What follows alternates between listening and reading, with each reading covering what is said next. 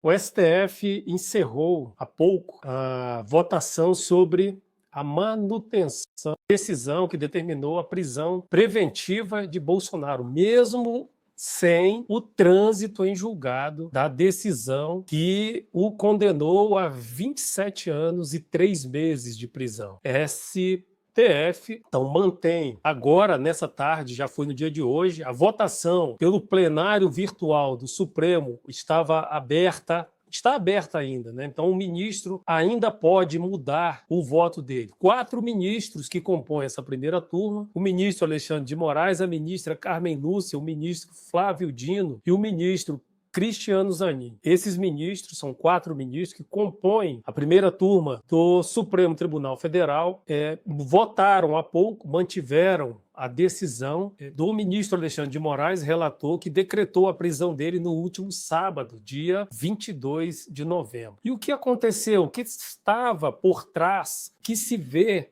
O que se noticia?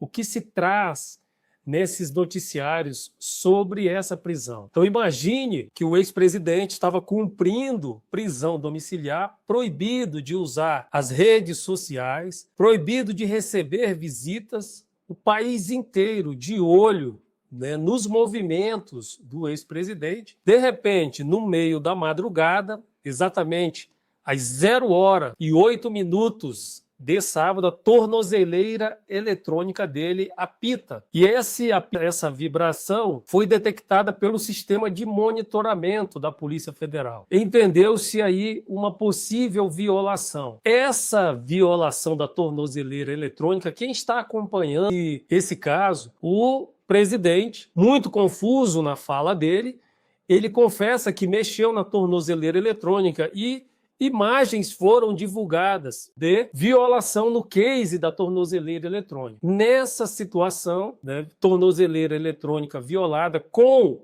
uma convocação de uma vigília para o mesmo dia, que seria no sábado, às 19h30, onde milhares de pessoas, em princípio, estariam mobilizadas para estar na frente da casa onde o ex-presidente estava cumprindo essa prisão domiciliar, no Jardim Botânico, aqui em Brasília, milhares de pessoas convocadas. Nesse momento, o delegado de Polícia Federal que acompanha que existe uma equipe deslocada, mesmo com tornozeleira eletrônica, cumprindo prisão domiciliar, o ex-presidente tinha uma equipe de vigilância 24 horas por dia naquele condomínio, naquela casa onde ele estava residindo. As autoridades de polícia, nesse caso o delegado responsável pelo caso, representou sobre essa violação da tornozeleira eletrônica e sobre esse movimento dessa vigília. E,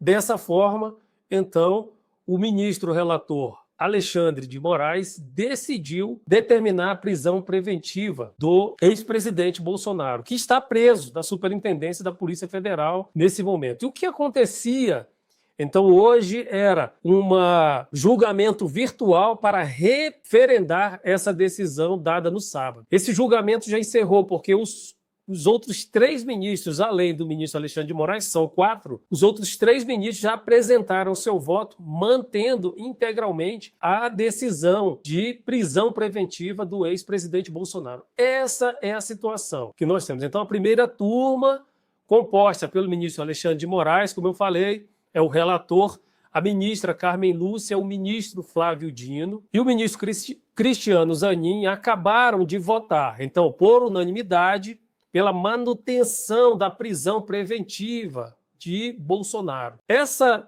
sessão virtual, ela termina no dia de hoje, às 20 horas, mas os integrantes da primeira turma já votaram, os votos já foram computados e eles mantiveram essa prisão.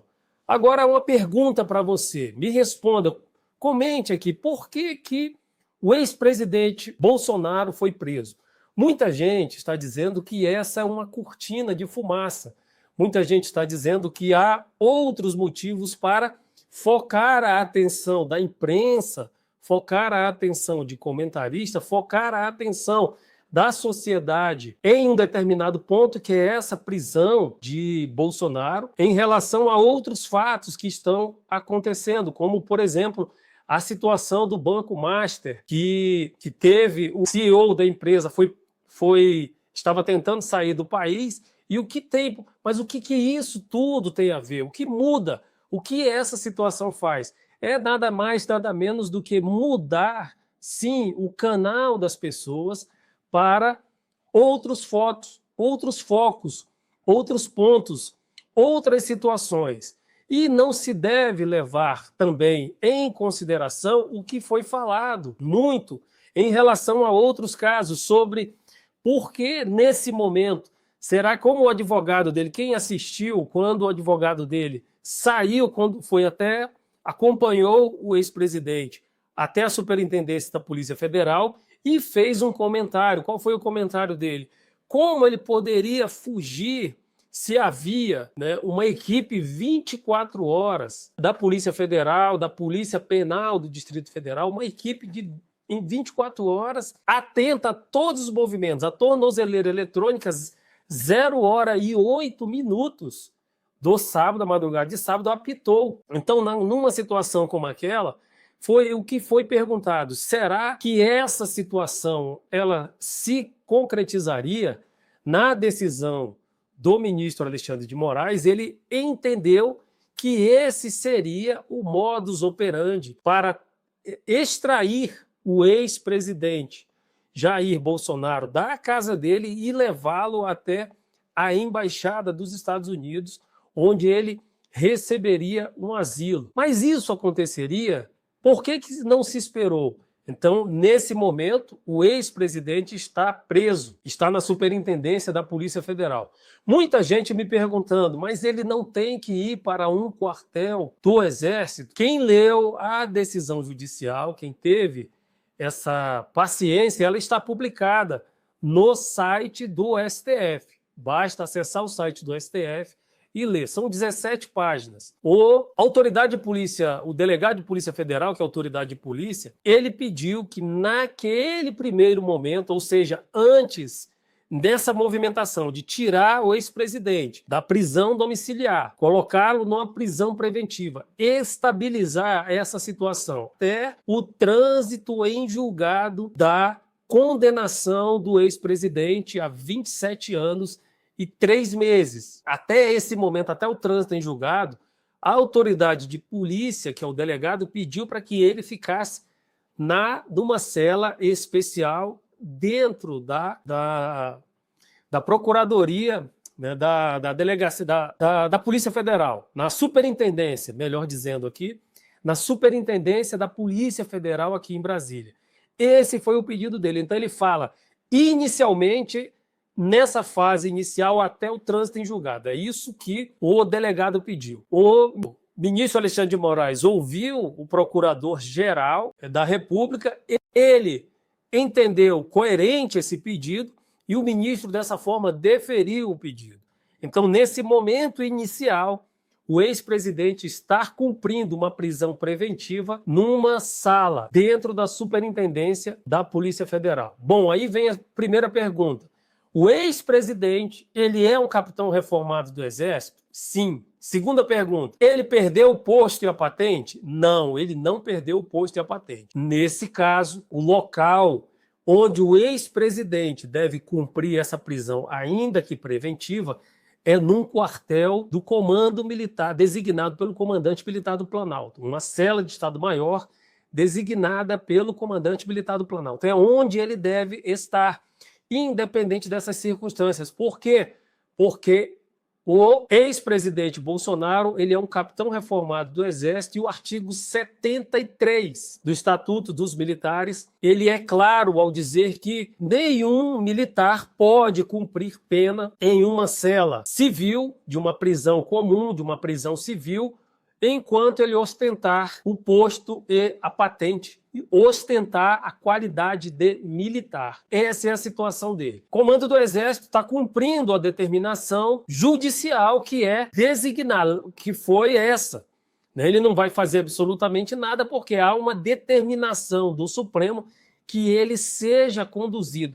Isso porque a audiência de custódia que foi realizada no dia de ontem manteve essa prisão preventiva. A sessão virtual marcada para hoje manteve essa prisão preventiva. E agora, como ele está preso preventivamente, não há mais motivo para que ele fique em uma cela da Superintendência da Polícia Federal. O ministro Alexandre de Moraes deve determinar o traslado do ex-presidente Bolsonaro para uma cela do Comando Militar do Planalto, cumprindo assim a determinação, né, cumprindo assim a ordem legal, o ordenamento jurídico brasileiro, cumprindo assim o Estatuto dos Militares, onde um militar, enquanto ostentar essa condição, deve ser preso em uma cela da sua força, no caso militar das Forças Armadas,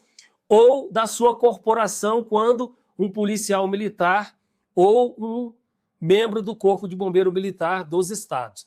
Isso é o que diz a lei. E essa lei ela deve ser cumprida. Então nós estamos vivendo uma situação como essa e vamos fazer aqui uma retrospectiva. O que aconteceu? Em julho deste ano, então, o ex-presidente Bolsonaro recebeu medidas cautelares rígidas, uso de tornozeleiro eletrônico, recolhimento a partir das 19 horas e finais de semana, proibição de uso de redes sociais, proibição de contato com outros investigados e de autoridades estrangeiras. A partir de julho, o monitoramento integral em cima do ex-presidente foi montado e foi cumprido. Em agosto desse ano, foi apontado que o ex-presidente descumpriu ordens do Supremo e nessa situação resultou em sua prisão domiciliar. Então ele estava preso domiciliarmente até o último sábado. Em outubro, houve a condenação do ex-presidente a 27 anos e 3 meses de prisão na ação penal 2668, com outros militares e mais 2 delegados de Polícia Federal que, nessa mesma decisão, os 2 delegados perderam o seu cargo. Um deles é Alexandre Ramagem, que está nos Estados Unidos, está e tem uma declaração dele agora que ele foi acolhido, ele tem a anuência do governo estadunidense a permanecer lá nos Estados Unidos. Essa é a situação dele. Por quê? Aí você analisa, 16 anos e 1 mês de prisão foi aplicado para ele, mais a perda do cargo público. Então, qual a saída que ele teve? Que ele utilizou nesse momento? Foi se evadir do país. Por quê? Ele já perdeu o cargo por essa decisão, não vai mudar esse contexto, nós estamos vendo aqui, pela essa decisão. Prisão preventiva já foi declarada ao ex-presidente Bolsonaro de forma unânime pela primeira turma, e essa situação ela não deve mudar em relação a ele. Em novembro, novos fatos. Então, essa convocação de vigília, que aconteceria no sábado, às 19h30. O risco de tumulto em relação que poderia ensejar numa obstrução da ação dos policiais e um grande risco de fuga. A proximidade da Embaixada dos Estados Unidos, onde ele poderia receber um asilo, e esse histórico de aliados fugindo do país ensejou nessa decisão do ministro Alexandre de Moraes em determinar imediatamente a prisão preventiva. Essa é a situação que nós temos hoje, em relação ao ex-presidente Bolsonaro. Existe uma possibilidade de isso mudar? Existe uma possibilidade de essa situação evoluir para melhor? Comente, faça um comentário aqui nessa live. Existe a possibilidade de que o Supremo mude esse entendimento? Você vê essa situação como uma vingança de aliados políticos? Essas penas estão muito pesadas, estão muito elevadas em relação a essas pessoas, a esses réus, a essas pessoas que serviram o país. Mas essas penas estão muito elevadas. O que você acha? Há possibilidade de que esses atos, essa vigília, poderia se repetir no que aconteceu no dia 8 de janeiro de 2023, Então, todo esse desenho, respostas a essas perguntas, nós não saberemos porque isso não aconteceu. O que aconteceu foi esse entendimento numa decisão de prevenção, porque é o que o nome diz, prisão preventiva, para evitar que o ex-presidente adotasse e os familiares dele, né, os seus filhos, e o senador Flávio Bolsonaro, que convocou essa vigília, tivesse essas ideias, ou se essas ideias estivessem sendo cogitadas ou foram comentadas por alguém, não se sabe disso. Todavia, essa decisão de prisão preventiva evita toda essa situação, toda essa questão. E o que eu estou dizendo aqui? Muita gente comentando e conversando comigo, dizendo que essa decisão é exatamente para jogar todo o foco da mídia em cima e ofuscar outras coisas que estão acontecendo, como, por exemplo, essas explicações do Banco Master, onde fundos previdenciários, né, principalmente lá do estado do Rio de Janeiro, né, que os aposentados e pensionistas tiveram ali muito dinheiro perdido. E como vai ficar essa situação? Sabe por quê? O fundo garantidor que o Banco Central determina que cada banco segure em relação a cada pessoa é R$250 mil.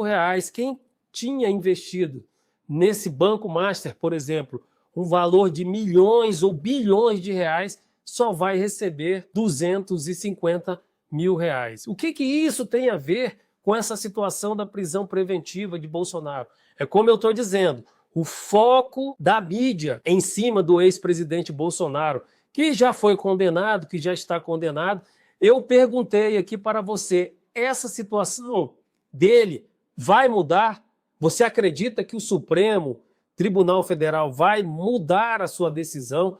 Ainda cabe recurso. Existe ainda um recurso a ser manejado pela defesa, que são os embargos infringentes e de nulidade. Porém, é um outro julgamento, é uma outra situação. Esses embargos infringentes e de nulidade, pela técnica processual, não permite que haja o trânsito em julgado da sentença ou da condenação, do acórdão condenatório, porque existe essa possibilidade. Existe ainda o manejo desse outro recurso. Então não haverá nesse ponto agora, bem de forma recente, a possibilidade, o trânsito em julgado, como está todo mundo dizendo, a não ser que a defesa não entre com recurso.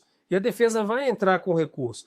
Existem outros recursos ainda para isso tudo a correr dentro do próprio Supremo Tribunal Federal. Agora, os recursos podem não ser atendidos, não ser acolhidos pela turma, é a possibilidade dessa decisão. Ser considerados recursos protelatórios, aplicação de multas, é a possibilidade também de uma decisão.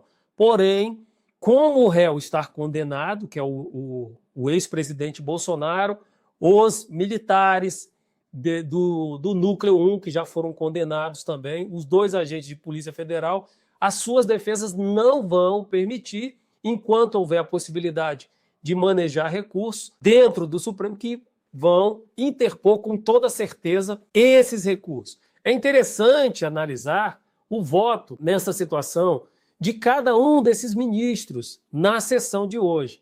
Então, por exemplo, o ministro Alexandre de Moraes, que é o relator, né, ele entendeu que o ex-presidente Bolsonaro violou conscientemente as regras e o uso dessa tornozeleira eletrônica. Ele traz na decisão dele que ele tentou essas outras medidas antes de chegar nessa decisão de prisão preventiva. Ele traz na decisão dele o histórico dessa situação até chegar a esse momento.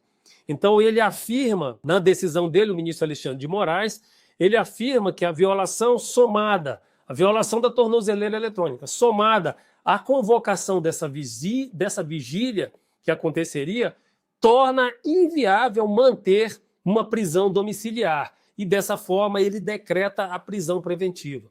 Ele entende, o ministro, que não houve dúvida sobre a necessidade de converter imediatamente, tanto é que a decisão ela foi cumprida às 6 horas da manhã de sábado. A violação da tornozeleira eletrônica, lembrando quem está me acompanhando aqui, ela aconteceu 0h08. De 0h e até 8 minutos saiu essa decisão determinando que até as 6 da manhã que ele foram até a casa dele, saiu essa decisão. E o ministro entende que esse seria o modus operandi, né, dessa organização criminosa, e que inclui o ex-presidente Bolsonaro, de reiteradamente descumprir as medidas cautelares. O ministro Flávio Dino, por sua vez, o que ele diz? Ele diz que já havia, sim, um plano de fuga identificado anteriormente. E ele citou aí, nessa situação, as fugas do Alexandre Ramagem, do próprio filho, o Eduardo Bolsonaro, e de Carla Zambelli. Então, nessa situação, né, ele descreve a possibilidade de um ecossistema criminoso e, atuando em conjunto, poderia, sim, fazer uma possível deslealdade, né, às instituições brasileiras. E, nesse caso, essa vigília no Jardim Botânico, realizada próximo à casa do ex-presidente Jair Bolsonaro, colocaria em risco os moradores, crianças, idosos e outras pessoas, porque haveria uma possibilidade de tentativa de fuga. O ministro Cristiano Zanin, na mesma linha, acompanhando integralmente o voto do ministro Alexandre de Moraes, ele enfatiza que esse risco de fuga e ameaça à ordem pública, ele é potencializado com esses atos. A ministra Carmen Lúcia, também acompanhando o voto do ministro Alexandre de Moraes, ela reforça os descumprimentos anteriores, né, de medidas cautelares impostas e a necessidade de garantir a aplicação da lei penal. Nesse caso, por 4 votos a 0, foi mantida pelos ministros da primeira turma do Supremo Tribunal Federal a prisão preventiva, né, do ex-presidente Bolsonaro. O que nós temos agora, nesse momento? Então, o ex-presidente Bolsonaro continua preso na Superintendência da Polícia Federal, aí em Brasília. Ele não volta, apesar da defesa dele ter pedido, ele não vai voltar para prisão domiciliar. Nessa situação também, a primeira turma consolidou o entendimento de que ele violou, né, a tornozeleira eletrônica. O vídeo que foi divulgado, quem pôde ver e escutar a voz do ex-presidente, vê que está confusa a situação dele, né? Então, essa vigília convocada, a proximidade de embaixadas, isso poderia sim potencializar o risco de fuga. A confissão desse ato de violação da tornozeleira eletrônica para o STF elimina qualquer dúvida sobre a intenção do ex-presidente em cometer esses ilícitos e uma possível fuga.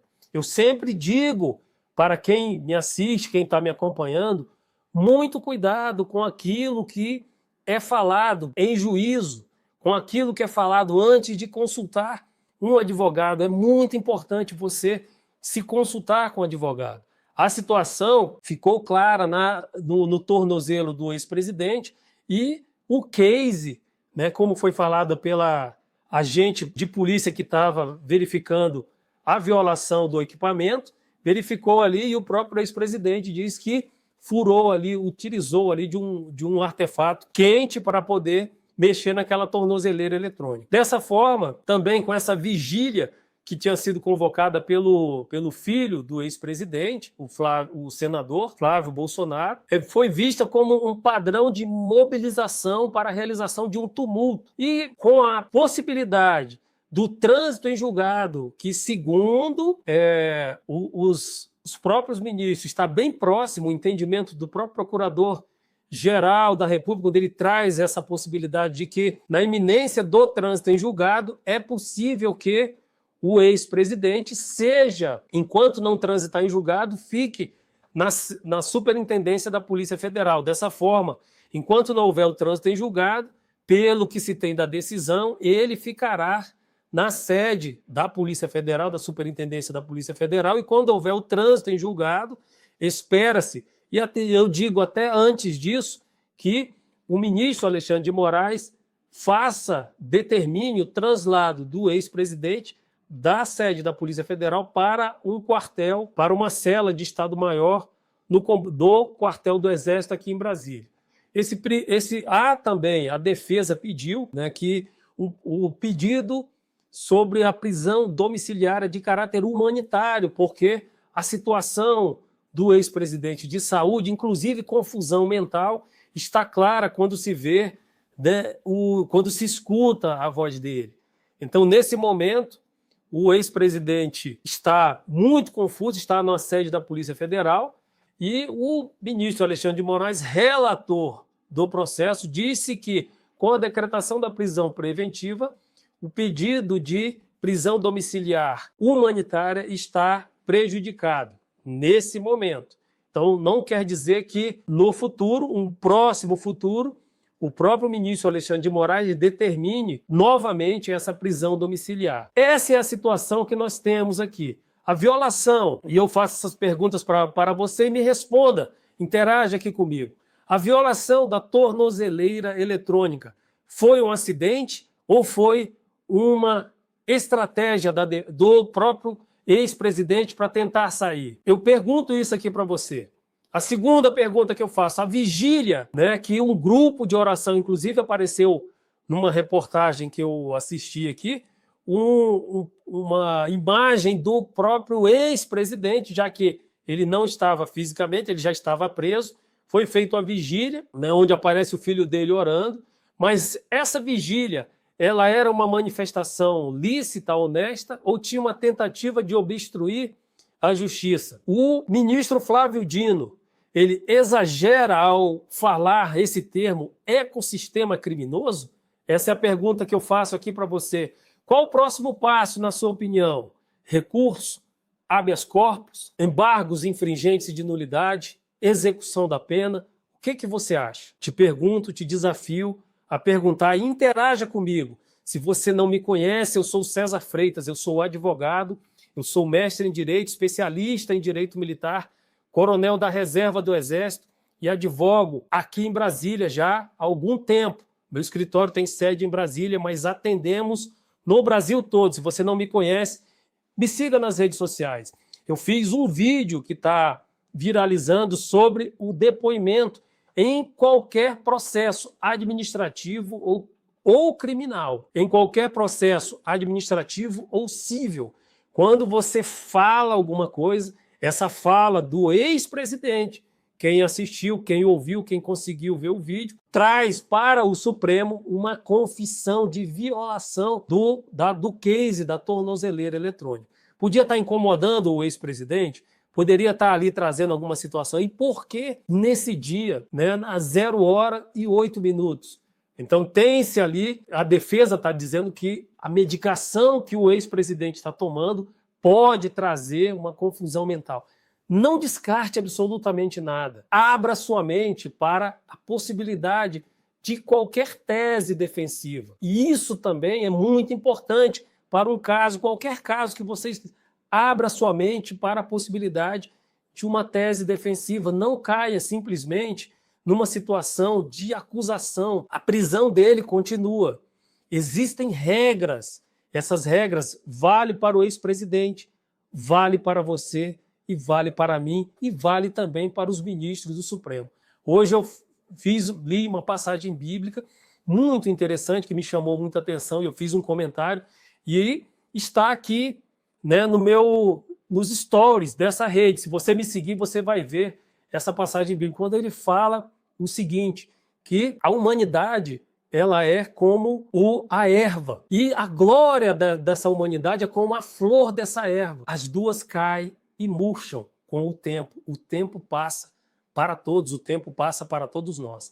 Desejo a todos uma tarde abençoada. Estarei aqui amanhã trazendo novas informações ou o outro tema sobre essa prisão do ex-presidente Bolsonaro, ou um outro tema que a gente possa discutir e bater aqui. Muito obrigado a todos que me acompanharam, que estão me acompanhando, que estão me seguindo nas redes sociais. Eu oro todos os dias por cada um de vocês. Desejo a todos uma tarde, uma semana abençoada e maravilhosa. Pensem sempre, o Senhor está acima de todas as coisas, está no controle de tudo.